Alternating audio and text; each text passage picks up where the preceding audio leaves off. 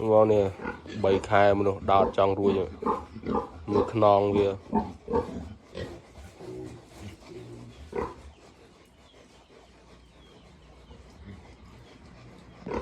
đo lại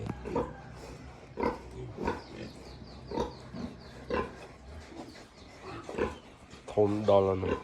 chung mê kia lơ mà chập mê mùi giờ thưa bụi đai này là ó bị chẳng giờ bụi cọt mùi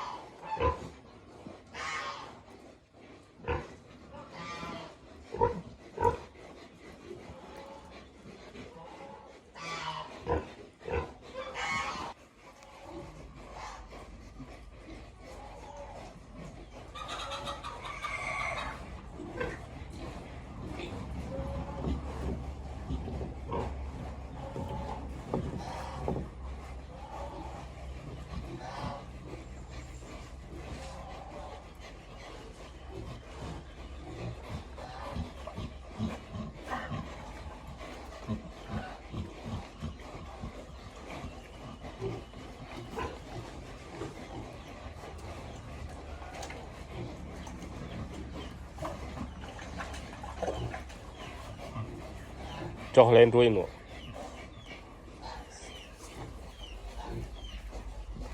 nữa sạch sạch đó là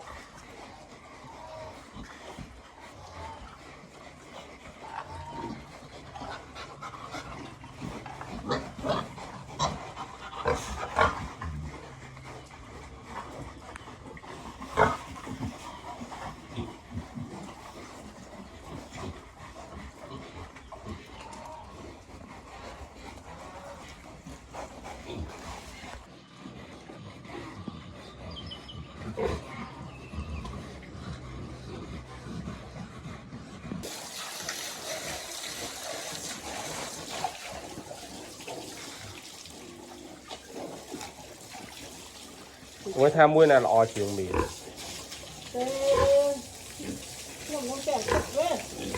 có thể máy thì mượn xi chiêng rồi nè ấy chiêng như này xi đôi nhiều này như vậy trong vô xó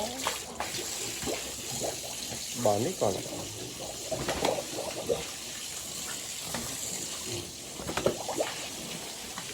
đo trong thì rồi mà bay khai không mà cút mong à ôi mà chúng ta đi ấp khóm phái đấy ông mày nhỉ chúng ta khóm phái đấy xuống đi ôi mà